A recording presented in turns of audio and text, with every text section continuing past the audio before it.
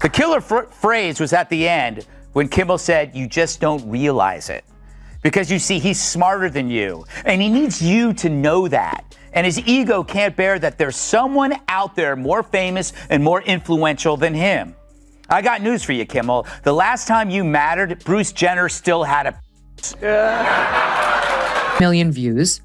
Whereas, as I point out, on ABC, a massive network that comes into your home for free, that you have to make no effort to find, at best, Jimmy Kimmel can get 1.5 million. He needs to have a little self-perspective before going out there and hurling these insults because he looks a little silly. When Greg Gutfeld, a human espresso shot with sarcasm habit, teamed up with Megyn Kelly, the queen of icy takedowns, Jimmy Kimmel never stood a chance.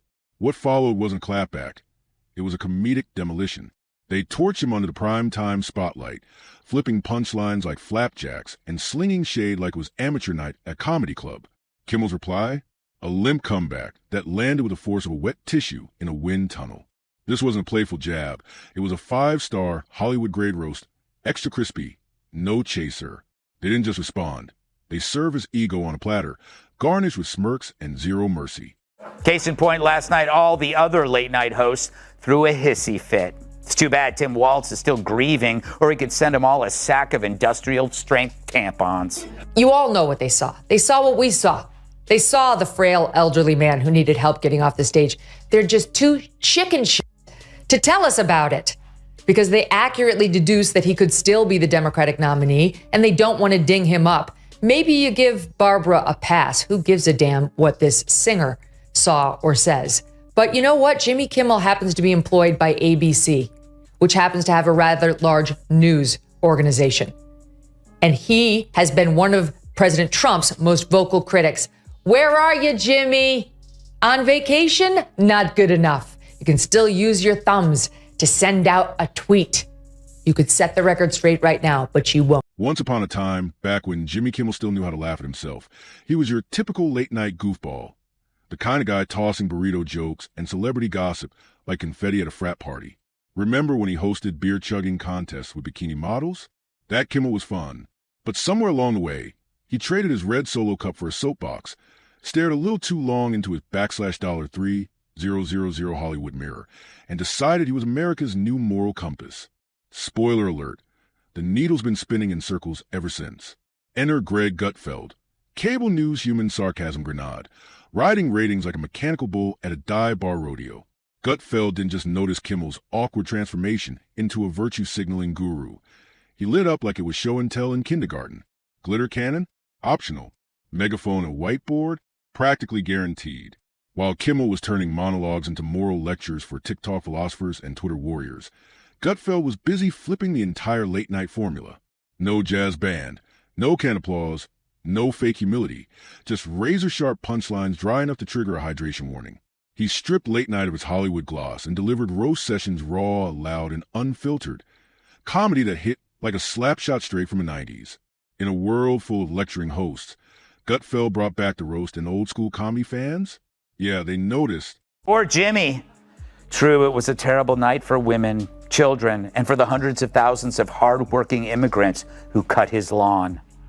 It was a terrible night for women, for children, for the hundreds of thousands of hardworking immigrants who make this country go, for healthcare, for our climate. Meanwhile, Kimmel was tucked safely behind velvet ropes woven from Hollywood guilt, tossing out lukewarm zingers like they still had bite. But Gutfeld, he jumped those ropes in oversized clown shoes, flipped the bird of decorum, and moonwalked straight into another ratings win. And that's when the roast really kicked off. Step 1, the diagnosis. Gutfeld pegged it as moral overcompensation syndrome, a classic case that hits aging shock jocks once they've racked up a few Emmy nods and decide it's time for a conscience. The symptoms? Preachy monologues, jokes that land with thud, and dramatic stares into cue cards while pretending it's all edgy satire. You couldn't script it better if you tried. Then came the treatment, and it was anything but gentle. Gutfeld attacked Kimmel's new self-righteous persona with the subtlety of a jackhammer in a church choir. No chill, no filter. Just a full-force clowning of a guy who once went viral for staging fake twerk fails, and now fancies himself a late-night political sage. Imagine a Whole Foods cashier who binge-read one activist tweet and thought he was ready to run for Senate. Yeah, that level of delusion. And if he thought Gutfeld was riffing, think again. He came stacked with receipts like it was tax season. Ratings charts? Check. Awkward sketches? You bet. Cringy clips from a man show that aged worse than potato salad in the sun? Oh, he had Gutfeld didn't just roast Kimmel. He laid out his comedy career like a frog in biology class and picked apart the remains. What used to be funny now sounded like punchlines ghostwritten by DC interns. Dry, bland, and completely out of touch. Last night was the 96th Academy Awards show, and while you might have missed it, there was one clear winner. No, not Oppenheimer. It was sanctimonious leftists for their lead role in pretending they are better than you. Winner number one, Jimmy Kimmel. For the fourth time, Kimmel hosted the Oscars before an adoring crowd of Hollywood stars who laughed and curried favor with the man who wore blackface so many times. Yes, some of the very same celebrities who wanted you to believe they were horrified after yours truly said in 2018 that people used to don dark makeup in order to imitate well-known black celebrities and it wasn't a big deal. Absolutely ate up the performance by Hollywood darling Mr. Kimmel, whose blackface costumes included his oft-repeated bit as basketball star Karl Malone. Now, Karl Malone never seen no flying saucer himself, but if he do, that's gonna be a spooky. But then came the real heat. While Gutfeld was busy slicing with surgical sarcasm, Megyn Kelly stepped in like a rhetorical flamethrower. No apologies, no hesitation. Enter Megyn, the stone-cold assassin in heels, sipping coffee like she wasn't casually dismantling reputations. She didn't yell. She didn't flinch. She just aimed straight for Jimmy Kimmel's credibility and struck with calm, surgical precision. By the time she was done, Kimmel's moral high ground looked less like a platform and more like a crater. While Gutfeld revved up the comedic chainsaw and went full demolition mode on Kimmel's dignity, Kelly opted for finesse. She slipped on metaphorical gloves, grabbed a scalpel, and dissected his public persona like a seasoned surgeon. No drama, just receipts, filed under K for Kimmel and J for jokes that age like unrefrigerated milk.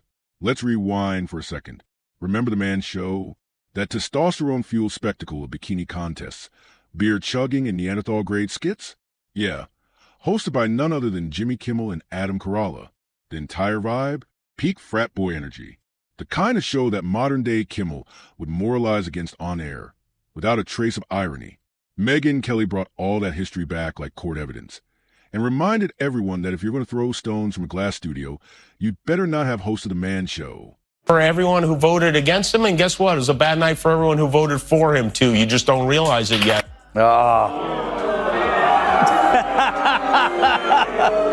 You know what? If I ever cry on TV, it'll be because Maroon 5 put out a new song. But that's it. You big Now, here's some boobs, here's a beer, and there's Jimmy, acting like caveman royalty in HD. The Man Show was frat house energy on steroids, proudly sponsored by Axe Body Spray and Zero Self-Awareness.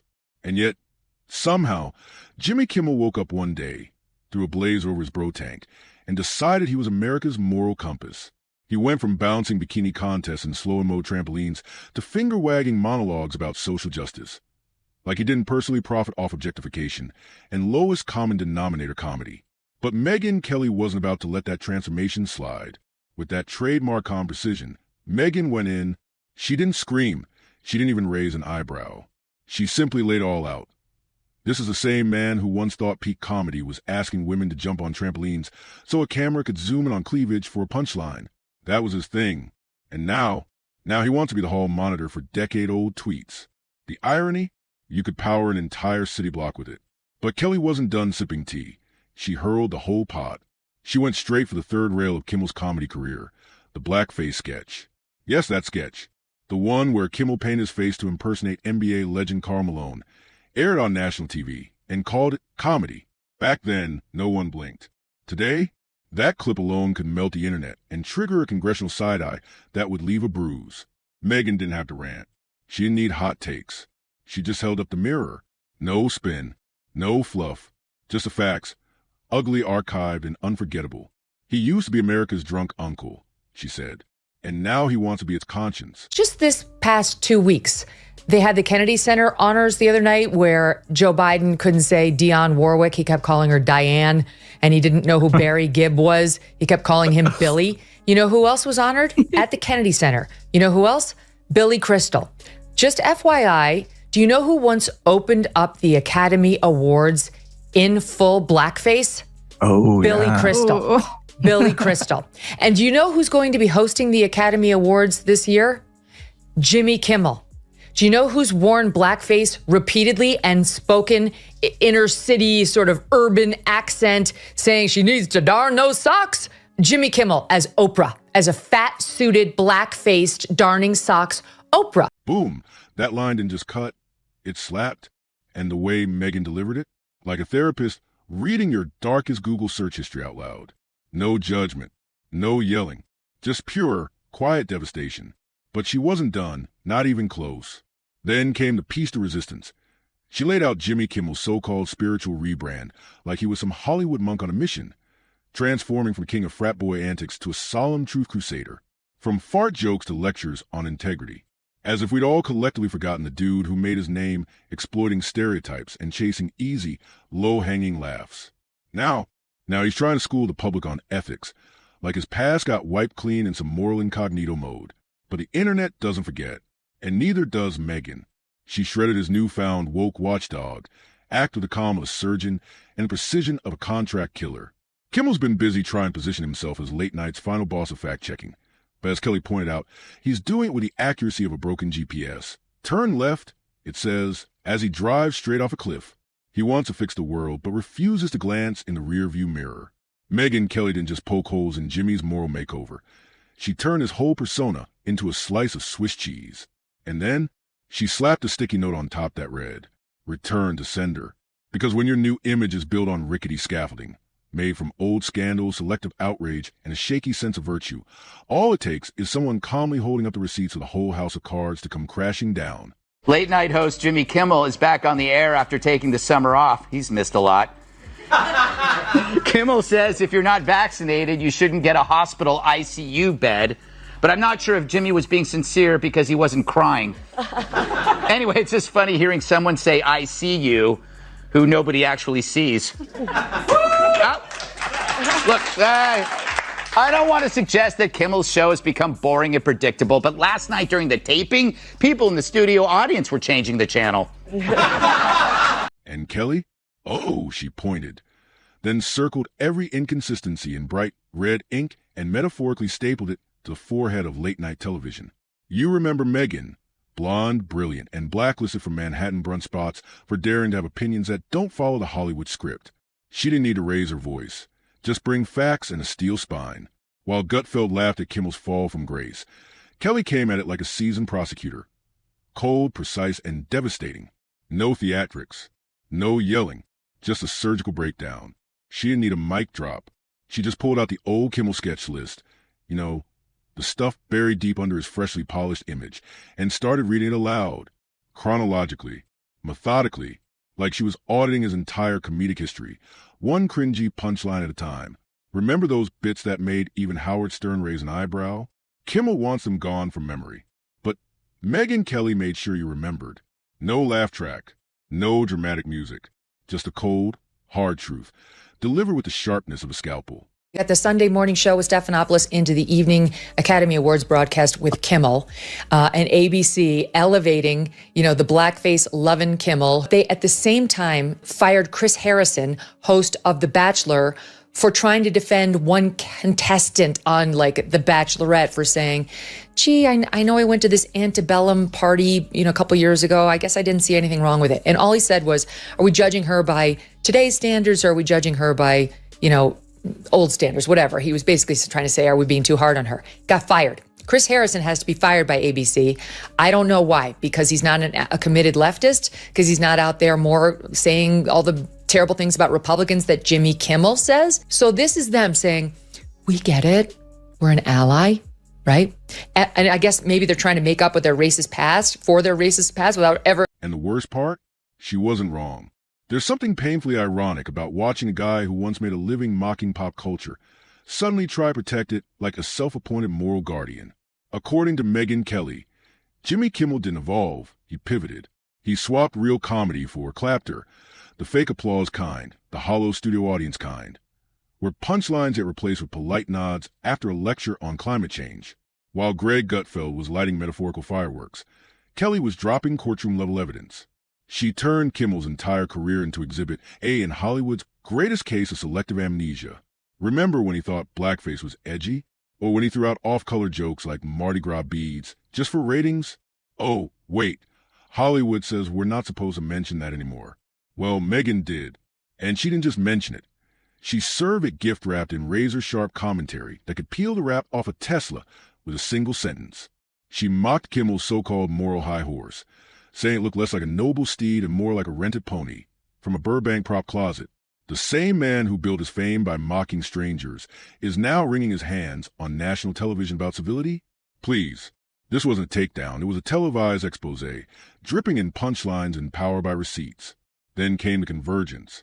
Gutfeld, still sipping his imaginary bourbon brewed from sarcasm and spite, lobbed one more haymaker. How does a guy lose his edge so fast, he asked, that he turns into a political slogan in skinny jeans? Jimmy's career peaked with busty girls on trampolines. Now the only boob we see is him. He once co-hosted The Man Show. Now he's sobbing like he just watched Steel Magnolias 3 days into his menstrual cycle. And yeah, the crowd felt that one. Megyn Kelly nodded, metaphorically of course, by digging up another clip from Kimmel's Hypocrisy Hall of Fame. It was a tag team takedown with zero mercy. Just when you thought late-night TV couldn't get any more self-important. In waddled Jimmy again, wide-eyed, visibly rattled, armed with yet another shaky monologue that sounded less like comedy and more like a diary entry written by candlelight during a blackout. Enter Greg Gutfeld, Fox's resident sarcasm sniper, wielding a mic like a weapon and enough to sterilize an entire studio. He didn't just roast Kimmel's new therapy hour for MSNBC refugees vibe, he dismantled it. Think IKEA furniture, but assembled by a drunk raccoon in a hurry. Gutfeld's take? Kimmel's evolution from late-night wild card to emotional support pundit wasn't growth. It was mutation, a full-blown, genre-bending pivot into something that definitely isn't comedy anymore. And whatever this is now, it's not funny. It's just awkward. Now, I will tell you, he's not the worst. The Daily Show has the worst ratings. They only have 366,000 people watching that show. During the Jon Stewart years, it was over 2 million. Now it's down to 300,000. Seth Meyers, absolutely dreadful. He doesn't even have 1 million, 778,000. I mean, for network television, this is, you don't have to pay for it. It's there when you turn on your TV, you plug it in. That's a dreadful number. Greg Gutfeld on cable, which you do have to pay for, it has more than double the numbers of Seth Meyers. Jimmy Kimmel, 1.5 million averaging, also equally horrible. And then Greg Gutfeld nailed it. Performance anxiety dressed up as political commentary. 1 minute. Kimmel's lobbing lukewarm Trump jokes. The next he's nearly in tears, whispering poll numbers like lullabies into a decorative throw pillow. It's giving TED Talk with punchlines no one asked for. And Gutfeld, he didn't flinch. As the unofficial spokesperson for painfully accurate truth bombs, he sliced through Jimmy's moral theater like a chef dismembering overpriced avocado toast. This isn't comedy, Gutfeld said. If the audience has to clap after every punchline just to prove it wasn't a meltdown. Translation? That line hit like a frying pan. Kimmel's old-school laugh track is long gone, replaced by performative applause from an audience so desperate to feel morally superior, they'd probably cheer a weather report. If it dunked on Republicans. But Greg didn't just roast Kimmel's monologues. He torched the entire genre. Watching Kimmel now feels like watching your high school guidance counselor try stand-up. Sweaty, awkward, fumbling through a climate change joke while butchering a punchline about the GOP. Brutal. And let's be real. When Greg Gutfeld starts sounding like the sane one in comedy, you know Hollywood's taken a sharp turn off a creative cliff. Yet they still greenlit another season of Kimmel's cufflink-powered therapy sessions disguised as entertainment. What made the takedown iconic? The contrast. Gutfeld's style was chaotic brilliance, like handing a raccoon a megaphone, loud, sharp, and somehow dead on. You laughed. You winced. You wanted more. Then there was Megyn Kelly. Cool. Surgical. Precise.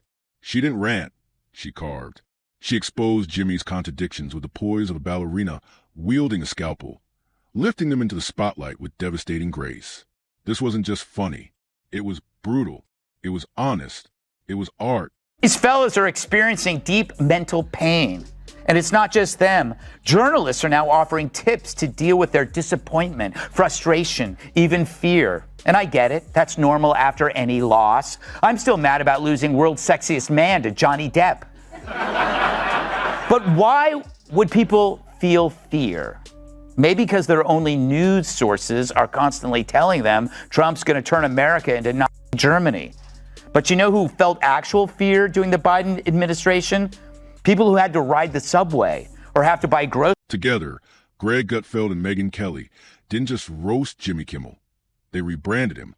Gone was the edgy, beer-chugging late-night jester. What remained was a confused spokesperson for trendy causes. He clearly skimmed 5 minutes before airtime. And through all the jabs, Jimmy stayed silent. Maybe he couldn't hear them over the echo of his own applause signs. Or maybe he thought silence would protect whatever was left of his crumbling moral high ground. One built from sandcastles of recycled jokes and strategic rebrands. But it was too late. Gutfeld ripped the mask clean off, exposing the clown show beneath, a guy condemning misinformation, while sprinkling his own with a wink and cue cards. Meanwhile, Kelly circled hypocrisy in bold Sharpie. The same man railing against cancel culture had been busy quietly scrubbing his own past off Google like it was a one-star Yelp review. Whiteout SEO tweaks and a dash of Hollywood magic. The audience didn't need a clapback. They got something better. The truth. Kimmel's so-called evolution? Not brave, just calculated. It wasn't growth, it was a pivot. The kind you make when you're trying to stay relevant in an industry that rewards polished guilt over honest reflection. Gutfeld joked that Kimmel's new persona looked like it was sponsored by a PR agency with a crisis hotline. And he wasn't wrong. Then came Kelly's final nuke. Kimmel wasn't punching up. He was punching sideways. Safe. Predictable, always aiming exactly where producers silently approved from behind the camera. This was the same guy who once mocked Hollywood, now fully absorbed into it, complete with smug monologues, emotional virtue signaling, and dramatic pleas for justice wedged neatly between ads for electric cars and five-figure watches. That's what made the Gutfeld-Kelly takedown so brutal and so satisfying. They weren't just mocking a man. They were tearing apart a reinvention, so phony it may as well have walked on stage with a roast me sign. Gutfeld kept the sarcasm pouring like box wine at a suburban PDA meltdown, messy, loud, and weirdly addictive. Kelly stayed cool, slicing through the pretense with facts so sharp they didn't just sting, they scarred. And Jimmy? He kept talking into a mirror that only reflected the parts he liked. The applause, the glow-up, the curated guilt. Not the punchlines that aged like yogurt left in a hot car. Not the legacy built on trampoline bits and frat boy antics. No mic drop needed. When two media snipers dismantle your entire persona without raising their voices, the joke isn't just on you. The joke is you. If you're loving these truth bombs, hit that like button, smash subscribe, and drop your thoughts in the comments. We've got more stories from a messy world of fame, fakery, and late-night legends who forgot how to laugh. See you in the next one.